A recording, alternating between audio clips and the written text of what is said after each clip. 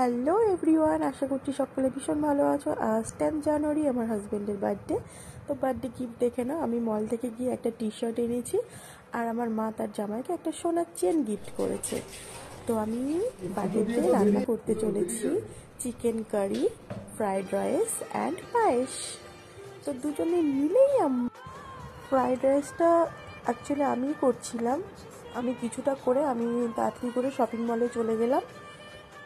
তারপর আমার husband chicken কারি।